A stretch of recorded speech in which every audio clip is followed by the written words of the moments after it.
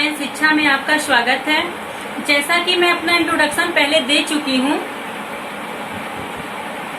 जो मैं पाचन तंत्र के बारे में आपको फर्स्ट पार्ट में मैंने सब बताया कि पाचन तंत्र किसे कहते हैं, आहार नाल के प्रमुख भाग कौन कौन से होते हैं और भोजन का पाचन सर्वप्रथम कहाँ होता है। यानी कि मुख गुहा के बारे में मैंने सब आपको डिटेल बताया था कि मुख गुहा में कौन कौन से जैसे दांत हैं, जीभ हैं, लार हैं, वह भोजन को पचाने में कैसे सहायक होते हैं, इन सबों का वर्णन मैंने कर दिया था। आज इस सेकेंड पार्ट में मैं आपको बताऊंगी कि मुख गुहा से भोजन जो है किस अंग में जाता है। जैसे कि मुख गुहा में जो है, ये हमारी मुख गुहा है। मुख गुहा में दांत, जीभ और लार ग्रंथियां, ये जो हमारे भोजन को पचाने में सहायक होते हैं। यानी भोजन का पाचन सर्वप्रथम यहीं से आरंभ होता है। तो जो है यहाँ पे भोजन का जब पाचन हो जाता है तो वह किस अंग में पहुँचती है, यानी कि वह कहाँ पे पहुँचती है, इसके बारे में मैं आपको बताती हूँ। जैसे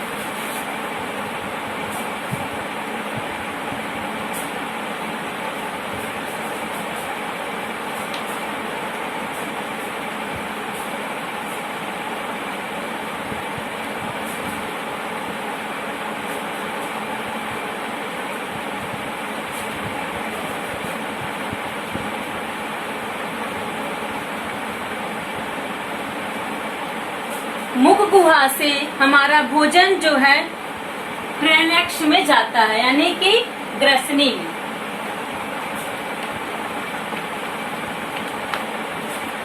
यानी ग्रसनी का पाचन क्रिया में कोई काम नहीं होता, यानी पाचन क्रिया में यह सहायक नहीं होते, लेकिन यह जो है मुख ग्रसन गुहिका का पश्च छोटा भाग होता है। यह मुख ग्रसन गुहिका का पश्च छोटा भाग होता है। इसके पृष्ठ भाग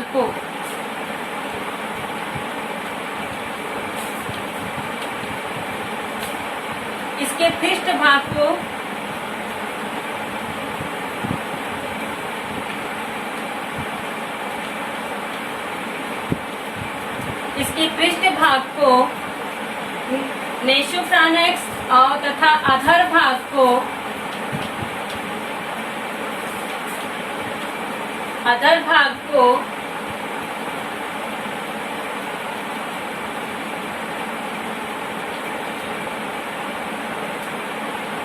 इसके अधर भाग को ओरोफ्रानेक्स कहते हैं।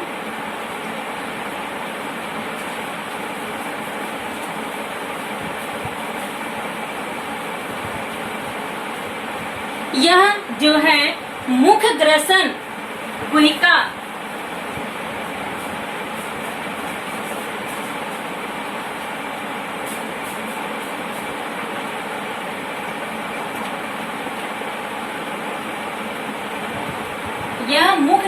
गुहिका या ग्लेट द्वारा ग्रास नली में खुलती है।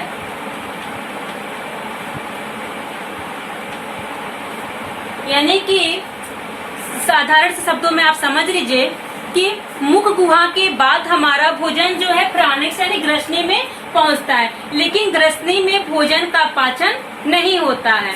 और जो है ग्रसनी में यानी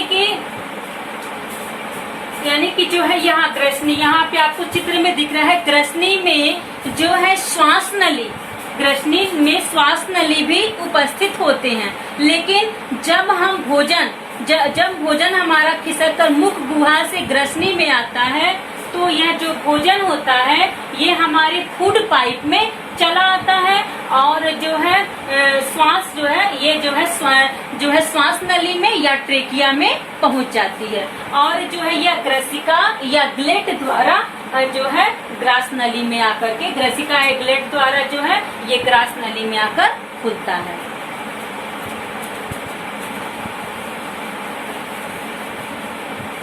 इसके बाद हमारा भोजन जाता है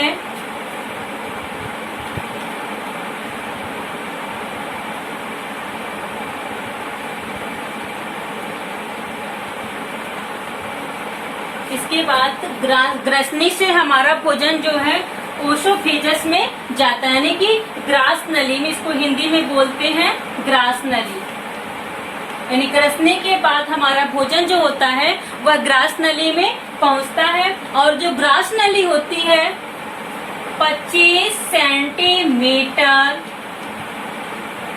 लंबी, 25 सेंटीमीटर लंबी संकरी नली होती है। यानी कि ग्रास नली ओसोफेजस यह 25 सेंटीमीटर एक लंबी संकरी नली होती है, जो है इसके यह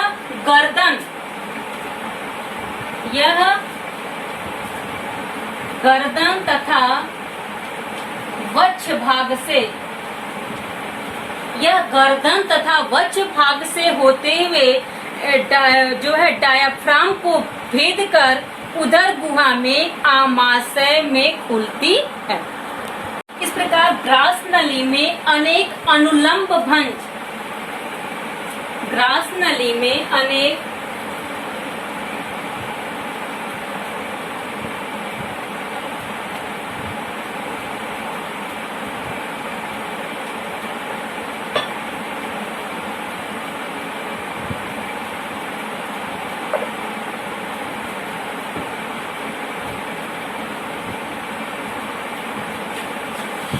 यानी कि अनुलंब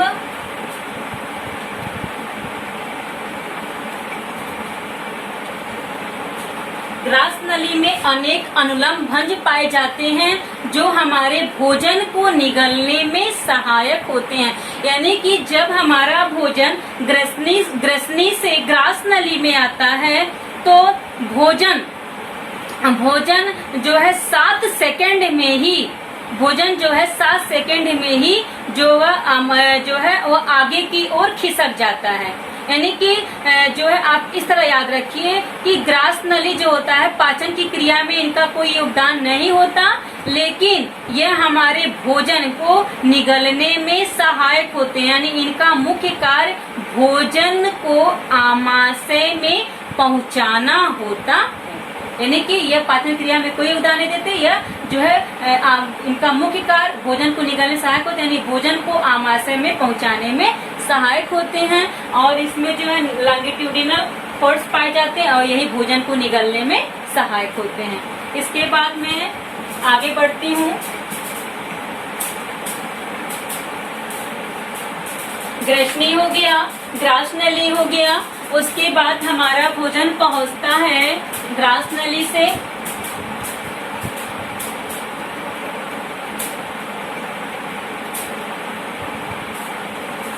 इसके बाद हमारा भोजन पहुंचता है स्टमक यानी कि आमाशय में।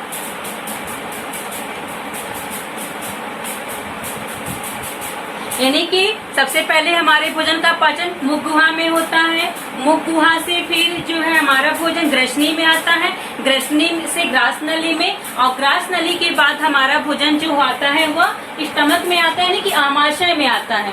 अब आमाशय में भोजन की प्रक्रिया कैसे होती है ये मैं आपको बताती हूँ। जैसे जब भोजन हमारा आमाशय में, सबको पता है कि जो है आमाशय जो होता है यह आहार नाल का सबसे चौड़ा भाग होता है। यानी आमाशय आहार नाल का सबसे चौड़ा भाग होता है। यह 25 से 30 सेंटीमीटर लंबा तथा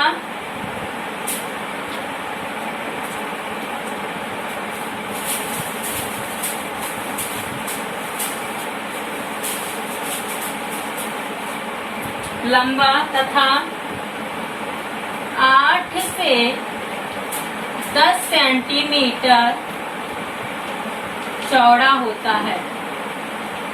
यानी कि आमाशय आहार नाल का सबसे चौड़ा भाग होता है। यह 25 से 30 सेंटीमीटर, इसकी लंबाई 25 से 30 सेंटीमीटर होती है और जो है इसकी चौड़ाई 8 से 10 सेंटीमीटर होती है। तथा आमाशय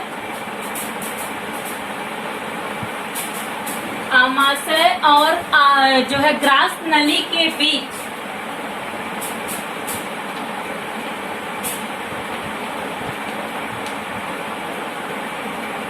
जठरगामी आमाशय तथा ग्रास नली के बीच जठरगामी अवरोधन यानी कि कार्डियक एपिंचर होते हैं। जो ये क्या करते हैं, यह भोजन को आमाशय से ग्रास नली में वापस नहीं जाने देते हैं। इस प्रकार आमाशय के जो होते हैं 3 भाग होते हैं। सबसे पहला भाग है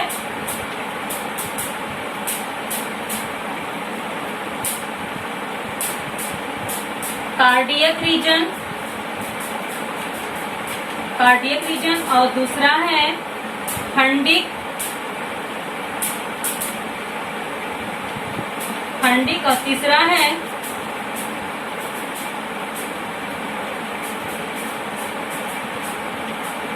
फंडिक रीजन। इस प्रकार से आमाशय के 3 भाग होते हैं। सबसे पहले भाग को हम कार्डियक रीजन कहते हैं यानी कार्डियक भाग, और दूसरे भाग को कहते हैं फंडिक भाग और तीसरे भाग को कहते हैं पाइलोरिक भाग। इस प्रकार जो है आमाशय जो होता है इसमें सबसे अधिक पेशियां पाई जाए यानी कि सबसे अधिक ये जो होती है आमाशय की दीवार मोटी होती हैं और अधिक पेशियों से युक्त होती हैं। और आमाशय में जो ये पाइलोरिक वाला जो पाइलोरिक भाग होता है, आमाशय की दीवार में जो पाइलोरिक भाग होता है, ये पाइलोरिक जो होती है पाइलोरिक ग्लैंड यानी कि इन ग्रंथियों से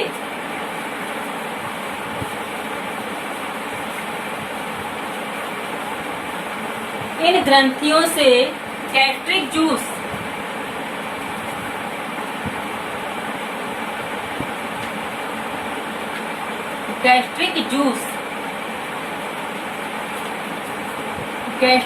यानी कि आमाशय की पाइलोरिक ग्रंथियों से जो है गैस्ट्रिक जूस प्रोड्यूस होता है। और ये जो है गैस्ट्रिक जूस प्रोड्यूस करता है यानी कि आमाशय की पाइलोरिक ग्रंथि यानी कि जो मैंने बताया 3 भाग होते हैं, पहला कार्डियक भाग, फंडिक भाग और तीसरा है पाइलोरिक यानी कि पाइलोरिक भाग यानी पाइलोरिक ग्रंथियों से ये गैस्ट्रिक जूस यानी इसे हिंदी में बोलते हैं जठर रस। आमाशय की पाइलोरिक ग्रंथियों से जठर रस स्रावित होता है। इस जठर रस में यह जठर रस जो होता है हल्का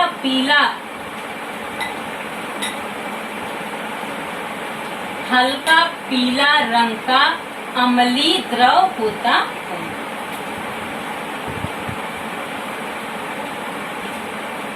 और जो है आमाशय की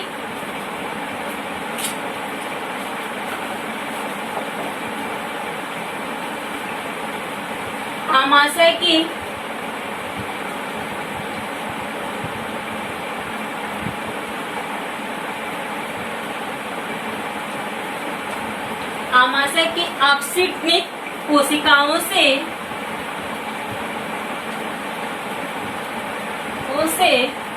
हाइड्रोक्लोरिक अम्ल HCl,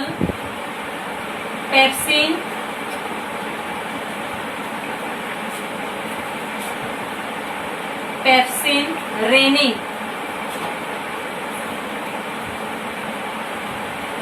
हाइड्रोक्लोरिक अम्ल, पेप्सिन व रेनिन एंजाइम प्रोड्यूस होते हैं। यानी कि आमाशय यानी हमने बताया कि जो है कुछ पाचन ग्रंथियां होती हैं जो हमारे भोजन के पाचन में मुख्य भूमिका निभाती हैं। जैसे मैंने बताया कि लार ग्रंथियों से लार रस का स्रावण होता है, वैसे भी आमाशय ग्रंथियों से यानी कि जो है गैस्ट्रिक ग्लैंड से जो है गैस्ट्रिक जूस स्रावित होता है, ये गैस्ट्रिक जूस। और इस गैस्ट्रिक जूस में जो है ये होते हैं जठर रस होते हैं, जठर रस, हाइड्रोक्लोरिक अम्ल, पेप्सिन व रेनिन एंजाइम होते हैं। इसमें म्यूकस भी पाई जाती है। तो ये क्या करते हैं, जो आमाशय की जो कुछ ऑक्सीटनिक कोशिकाएं होती हैं इसमें से जो है ये हाइड्रोक्लोरिक अम्ल, पेप्सिन व रेनिन एंजाइम होता है। और जिसमें हाइड्रोक्लोरिक अम्ल क्या करता है, यह हमारे भोजन के माध्यम को अम्लीय बनाता है तथा भोज्य पदार्थों के साथ आए हानिकारक जीवाणुओं को नष्ट करता है तथा एंजाइम की क्रिया को तीव्र कर देता है। देखिए बच्चों, जैसा कि मैंने बताया कि लार में जो होता है टैलिन नामक एंजाइम पाया जाता है और यह लार एक क्षारीय द्रव होता है। लार एक क्षारीय द्रव होता है और इसमें जल की मात्रा सर्वाधिक होती है और एंजाइम केवल 1% होता है, यानी कि एंजाइम की मात्रा उसमें न के बराबर होती है। लेकिन जो है जब हमारा भोजन ग्रसनी मुख गुहा से ग्रसनी में आता है, ग्रसनी से फिर ये ग्रास नली में आता है, ग्रास नली से होते हुए फिर ये आमाशय में पहुंचता है। जब हमारा भोजन आमाशय में पहुंचता है तो आमाशय में हमने बताया ना कि ऑक्सीजनिक कोशिकाओं में हाइड्रोक्लोरिक अम्ल होता है और यह जो होता है यह एक होता है तनु हाइड्रोक्लोरिक अम्ल और एक होता है सांद्र हाइड्रोक्लोरिक अम्ल। जो तनु हाइड्रोक्लोरिक अम्ल होता है वह भोजन के साथ आए हानिकारक जीवाणुओं को नष्ट कर देता है और जो सांद्र हाइड्रोक्लोरिक अम्ल होता है वह जो है एसिडिटी उत्पन्न करता है। इस प्रकार जब हमारा भोजन जो है यानी आमाशय में भोजन का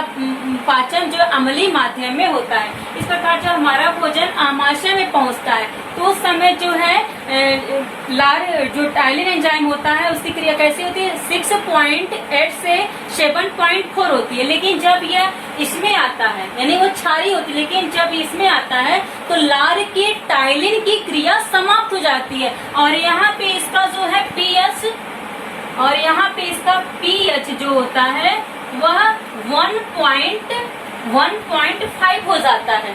लेकिन जब तक वह हमारे मुख गुहा में रहता है तब तक वह 6.8 से 7.5 तक होता है। लेकिन जो है वह क्षारीय द्रव होता है। लेकिन जब भोजन आमाशय में पहुंचता है तो आमाशय में भोजन का पाचन अम्लीय माध्यम में होता है और आमाशय में जो होता है हाइड्रोक्लोरिक अम्ल प्रेजेंट होता है और हाइड्रोक्लोरिक जो होता है उसमें पीएच उसका पीएच जो होता है 1.5 होता है। तो उस समय जो है यह जो है क्षारीयता को समाप्त कर देता है, यानी टाइलिन की क्रिया इस पर समाप्त हो जाती है। तो ये इसकी उपस्थिति में यानी हाइड्रोक्लोरिक अम्ल की उपस्थिति में जो है ये पेप्सिन एंजाइम जो होता है एक्टिव हो जाता है। यानी कि जब तक इसका पीएच 1 मतलब जब तक इसमें आता है तो इसका पीएच 1.5 हो जाता है और इसमें जो है ये एंजाइम यानी पेप्सिन एंजाइम में एक्टिव हो जाता है कि जब तक ये पीएच 1.5 नहीं होगा तब तक ये पेप्सिन एंजाइम सक्रिय नहीं होगा। यानी कि हाइड्रोक्लोरिक अम्ल का मुख्य कार्य भोज्य पदार्थों के साथ आए हानिकारक जीवाणुओं को नष्ट करना, भोजन के माध्यम को अम्लीय बनाना तथा यह जो होता है एंजाइम की क्रिया को तीव्र करना। यानी कि जो हमारे आमाशय में जो पेप्सिन होते हैं वह पेप्सिनोजन के रूप में होते हैं, लेकिन जो है पेप्सिनोजन को पेप्सिन में परिवर्तित करने में ये हाइड्रोक्लोरिक अम्ल जो होता है यह मुख्य भूमिका निभाता है। और हाइड्रोक्लोरिक अम्ल जो होता है यह जो है इसमें क्या यह बहुत जो है बहुत ये हाइड्रोक्लोरिक अम्ल जो होता है ये बहुत तीव्र होता है और ये आमाशय की दीवार को क्षतिग्रस्त भी कर सकता है, दीवार को क्षतिग्रस्त भी कर देता है। यानी कि जो है आमाशय में ये क्या कहते हैं हाइड्रोक्लोरिक अम्ल पेप्सिन और रेनिन के अलावा इसमें जो है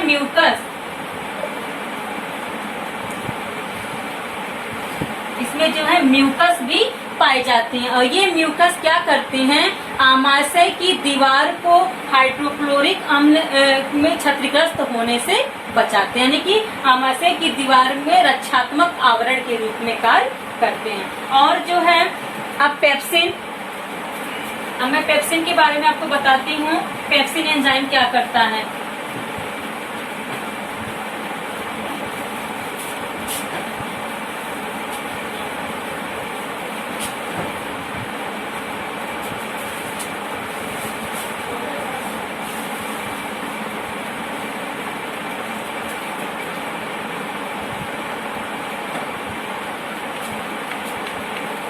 पेप्सिन जो एंजाइम्स होता है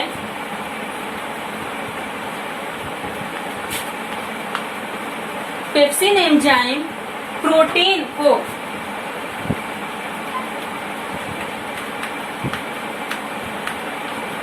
पेप्टोन में परिवर्तित कर देता है। यानी कि जो प्रोटीन हम ग्रहण करते हैं वह प्रोटीन जो होते हैं बड़े बड़े अणुओं के रूप में होते हैं। उन बड़े बड़े अणुओं का छोटे छोटे अणुओं में परिवर्तित होना आवश्यक होता है, और ये क्रिया यानी कि उसको छोटे छोटे अणुओं में परिवर्तित करने का कार्य कौन करते हैं, यानी कि जो एंजाइम्स प्रेजेंट होते हैं हमारी ग्लैंड्स में, वही जो है इन पर प्रोटीन पर क्रिया करते हैं, उन्हें जो है बड़े बड़े अणुओं से छोटे छोटे अणुओं में परिवर्तित कर देते हैं। यानी कि पेप्सिन एंजाइम जो होता है हाइड्रोक्लोरिक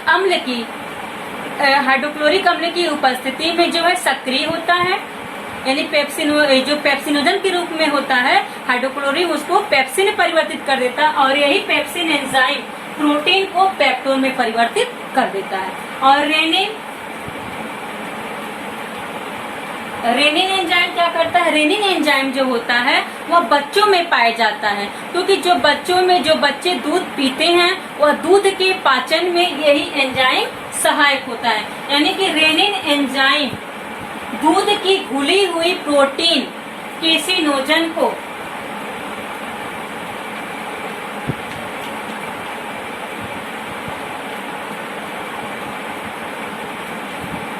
रेनिन एंजाइम दूध की घुली हुई प्रोटीन केसिनोजन को कैल्शियम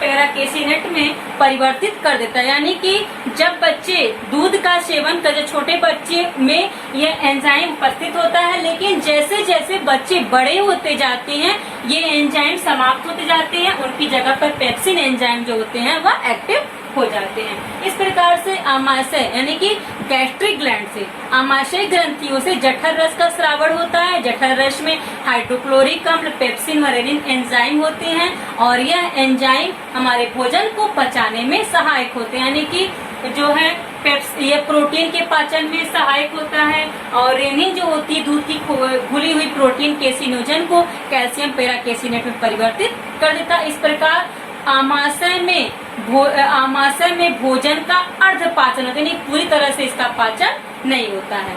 अब आगे बताती हूँ आमाशय से हमारा भोजन। अब देखिए हमारा भोजन आमाशय से जो है हमारा भोजन कहाँ पहुँच रहा है, आमाशय से हमारा भोजन जो है यहाँ पे पहुँच रहा है। ये आमाशय से भोजन जो है यहाँ पे क्षुद्रांत, यानी कि आमाशय के बाद हमारा भोजन ड्यूडेनियम में पहुँचता है, यानी कि पक्वाशय में पहुँचता है।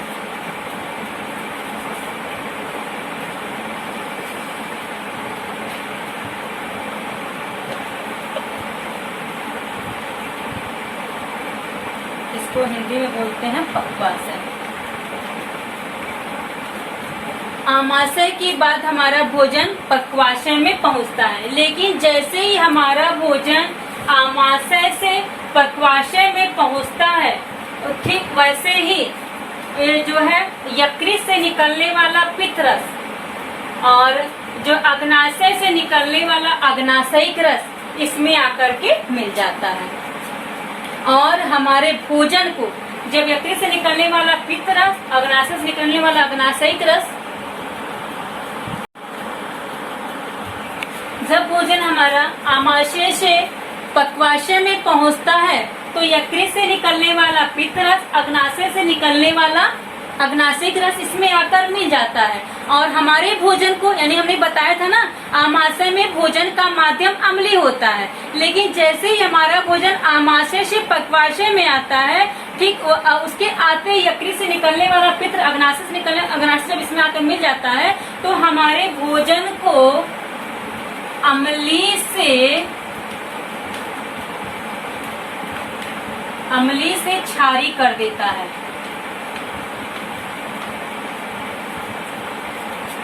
यानी कि जो पित्त रस होता है, पित्त रस कैसा है, पित्त रस जो होता है पीले हरे रंग का क्षारी द्रव होता है, यानी पित्त से निकलने वाला पित्त रस जो होता है यानी कि जो यकृत से पित्त रस स्रावित होता है, ये जो है पित्ताशय में, यहाँ पे चित्र में आप लोग देखिए, यकृत से निकलने वाला पित्त रस इसी पित्ताशय में संग्रहित होता है।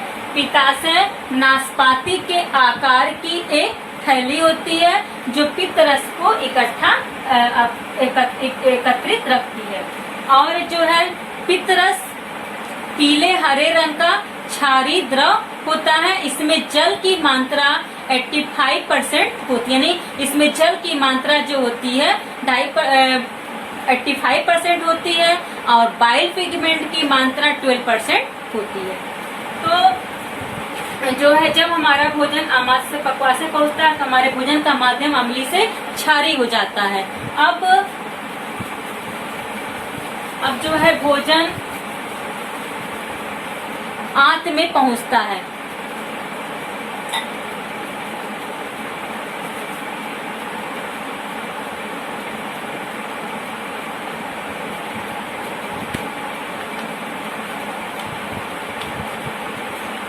अब हमारा भोजन आंत में पहुंचता है, यानी कि आहार नाल का शेष भाग आंत कहलाता है।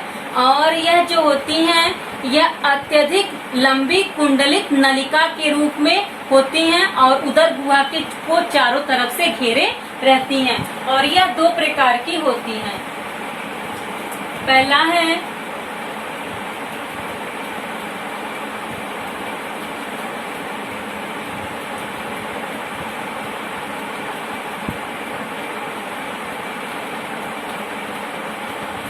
स्मॉल इंटेस्टाइन और दूसरा है लार्ज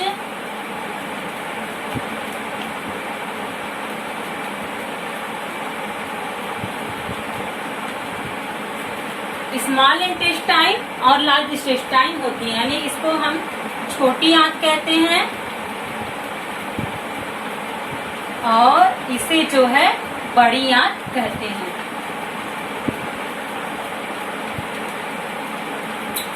अब मैं आपको डायग्राम के माध्यम से बताती हूँ। ये हो गया आहार नाल का शेष भाग आंत कहलाता है और यह जो होता है ये अत्यधिक लंबी कुंडलित होती हैं और उदर गुहा को चारों तरफ से घेरे रहती हैं। और यह 2 प्रकार की होती हैं, स्मॉल इंटेस्टाइन और दूसरा है लार्ज इंटेस्टाइन, यानी कि छोटी आंत और बड़ी आंत। अब मैं आपको जो इसके बारे में डिटेल बताती हूँ डायग्राम बनाते हैं।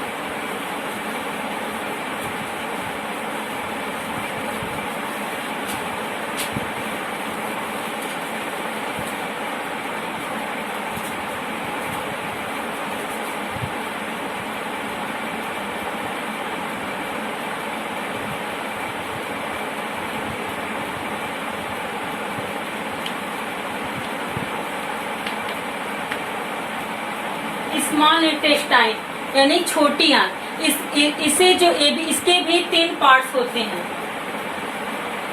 पहला है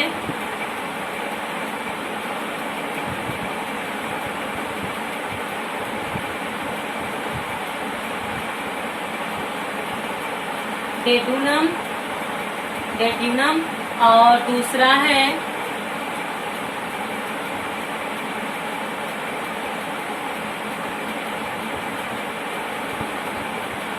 जेजुनम और तीसरा है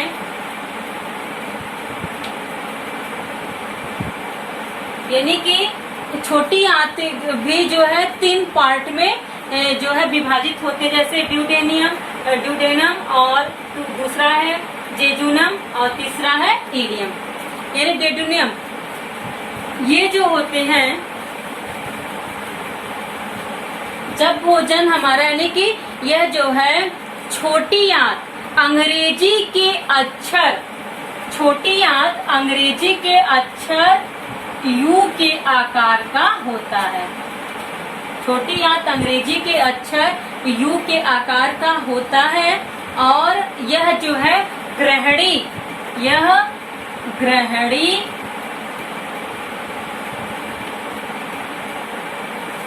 या पक्वाशय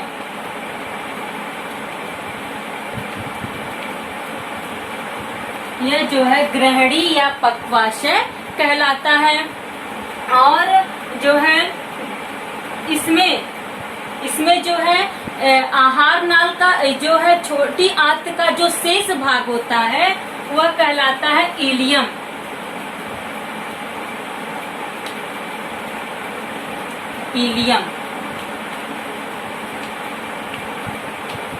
छोटी आंत का शेष भाग इलियम कहलाता है। यह जो है इसकी लंबाई जो होती है 30 सेंटीमीटर होती है। इसकी लंबाई 30 सेंटीमीटर होती है। और जो है इलियम की दीवार पर, यानी इसकी दीवार पर रसांकुर होते हैं, बिलाई। इसकी दीवार पर बिलाई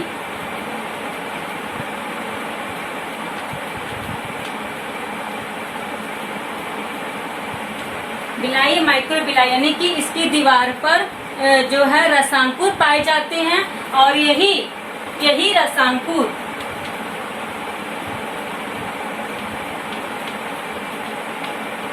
रसांकुर जो होता है भोजन के पाचन व अवशोषण, यानी कि भोजन के पाचन व अवशोषण में, यही जो होते हैं भोजन के पाचन व अवशोषण,